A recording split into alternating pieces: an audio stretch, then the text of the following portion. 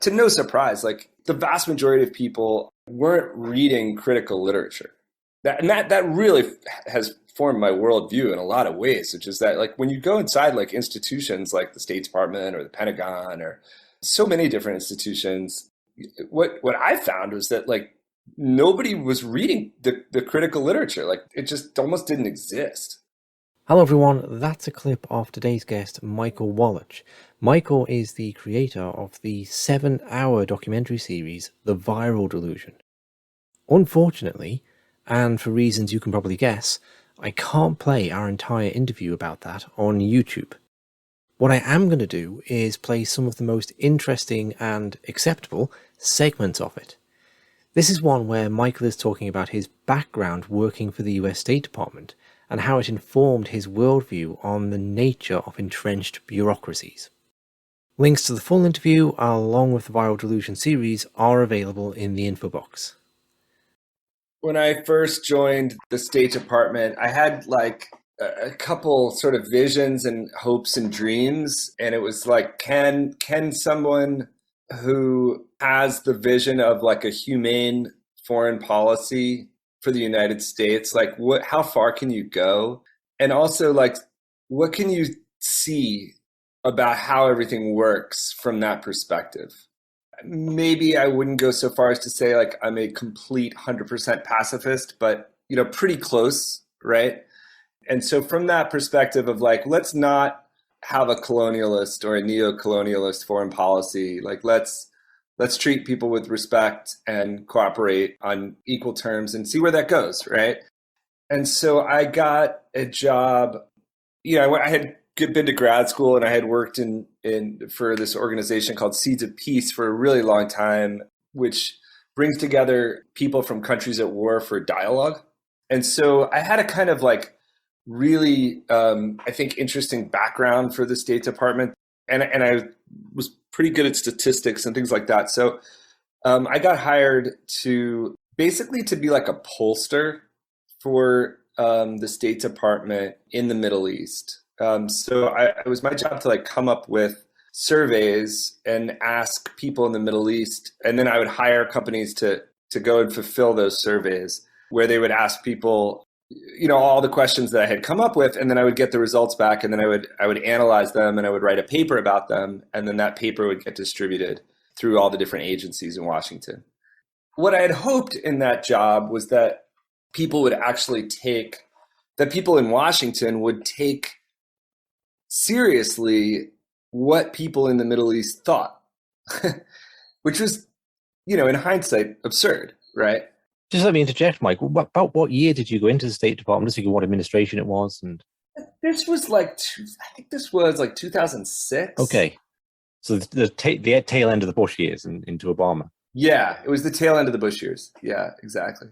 But what I pretty quickly learned was that nobody cared from a policy-making perspective what people thought in the Middle East. There was just no discussion like that at all.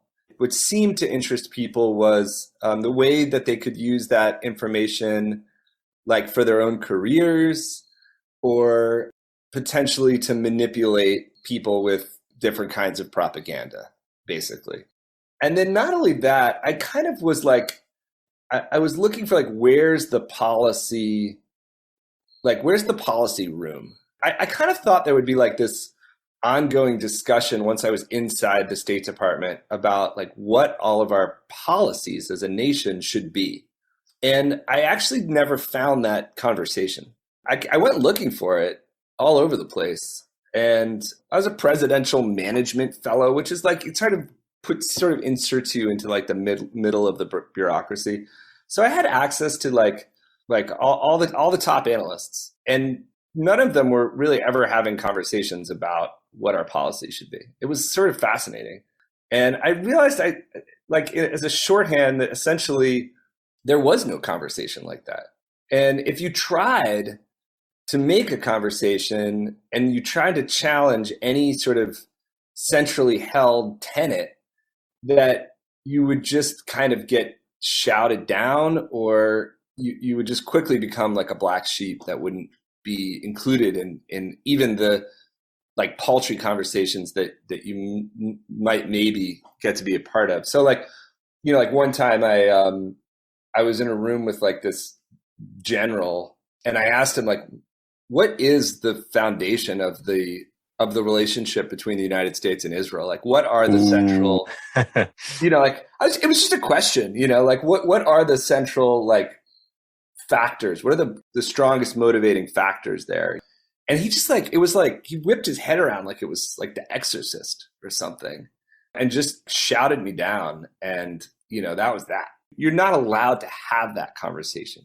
If you bring it up, you're a black sheep. So like on one side, I saw stuff like that going on. On the other side, I mean, I think one of the most like fascinating moments for me was, and this is more of an outlier. It's not like it was day to day like this, but still, this like I got invited to this special conference of analysts, and the lead inside the government and the lead speaker at that special internal conference was the PR firm who ran PR for Exxon after the Exxon Valdez spill. Right. And they were like giving tips to everybody on like how, like, because like the Iraq war was like a mess at that time. It was like an obvious mess.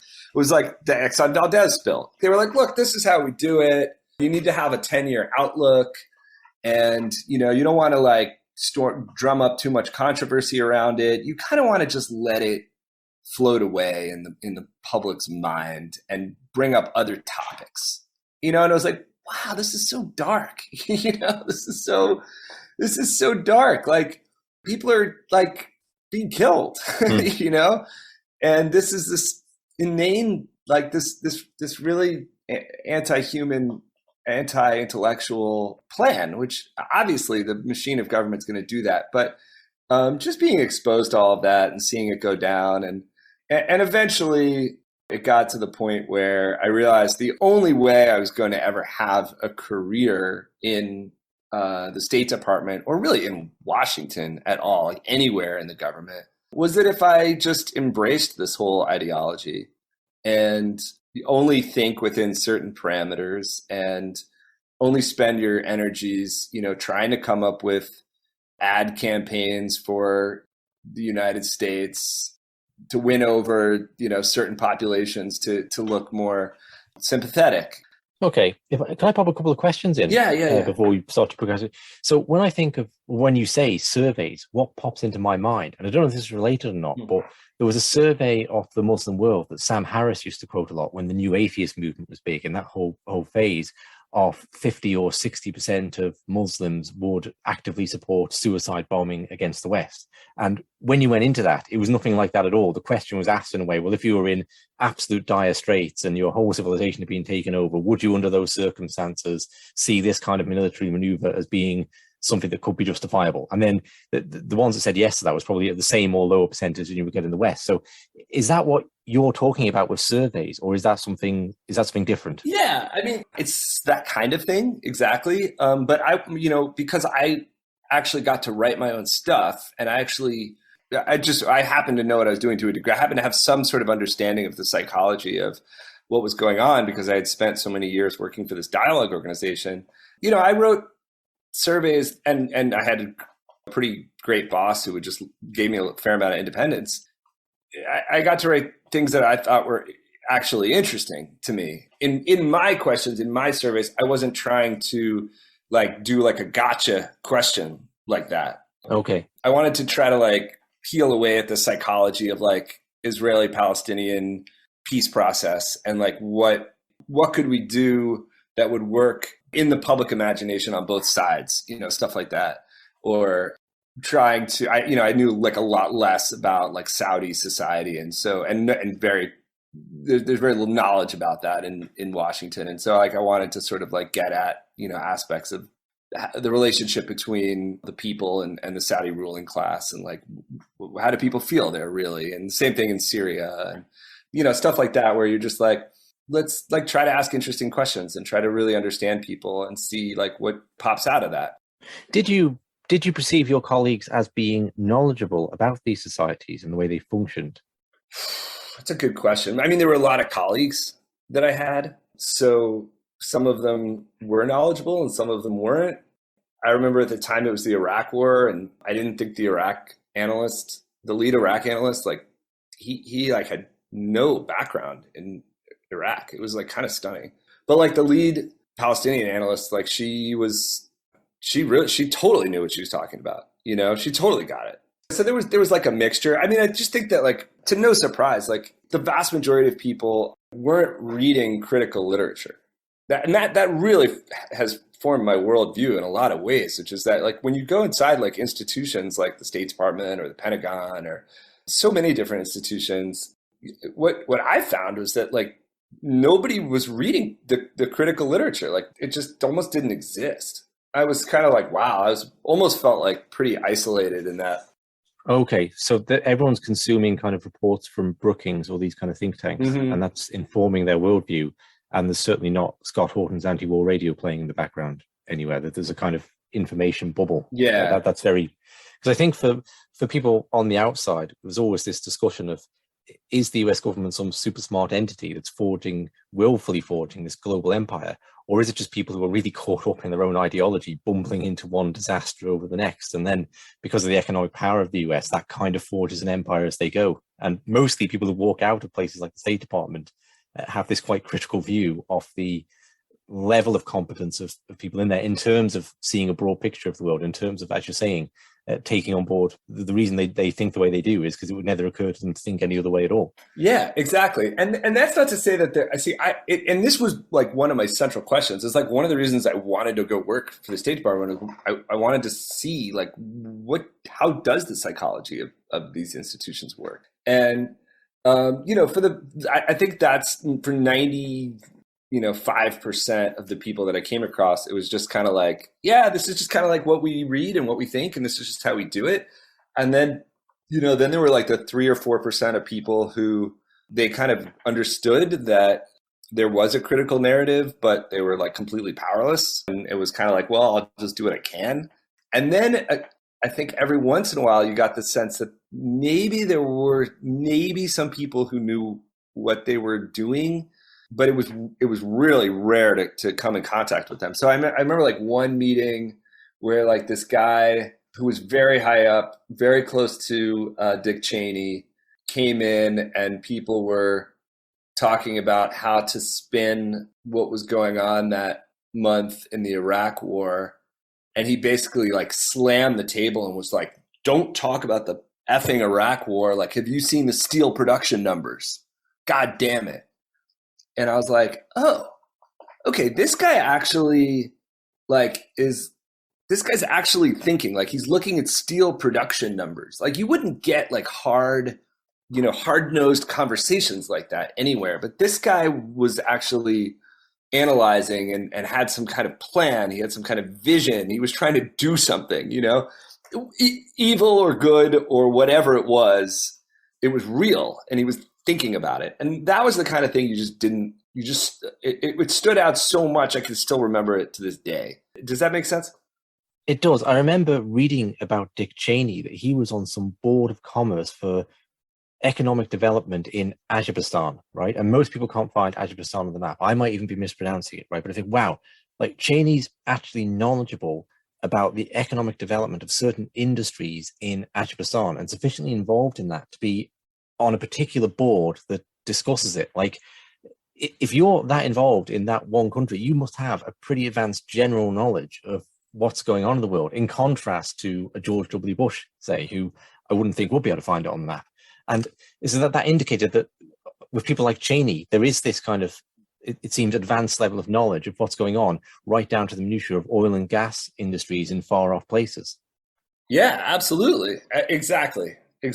And so I think a lot of the thinking emerges outside of the government and then is fed into the government, usually through the president and their appointees. And then the rest of the government just kind of plays catch up and PR for whatever those people are doing and what they want to know. And that's kind of how it works, right? Like, Exxon goes looking for a new oil field to exploit. They find one in Turkmenistan.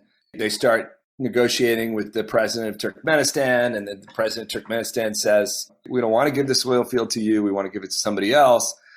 So then they call the State Department and they say, we got a real problem here. This guy's president's a real asshole. He's going to screw it up. And we found this field. And then you get this whole churning, and think tanks get involved, and suddenly people are getting grants to look at the authoritarian tendencies of the president of Turkmenistan. Mm-hmm. And, the Council on Foreign Relations wants to look at media freedom in Turkmenistan, and Amnesty is suddenly getting a grant to look at are there political prisoners in Turkmenistan, and then all of a sudden the people at the human rights division in the State Department are writing up reports on this kind of thing, and they're looking at social justice among the poor in Turkmenistan, and it looks like everybody's just kind of doing their little thing. And how it began is with a real problem that somebody really had, and they're trying to solve it. But sure. Do you think that draws in people when we're talking about social justice and press freedoms and all the rest, and amnesty? Do you think it draws in true believers, and because they're paid to look in one place and not another, that's where they'll look? So, just for example, I'm fascinated by the figure of Samantha Power. Okay, the idealist who really championed this idea of responsibility to protect and humanitarian intervention, and basically created chaos across the world. And she's not gone away. She's in East Africa now, talking about the Russian situation.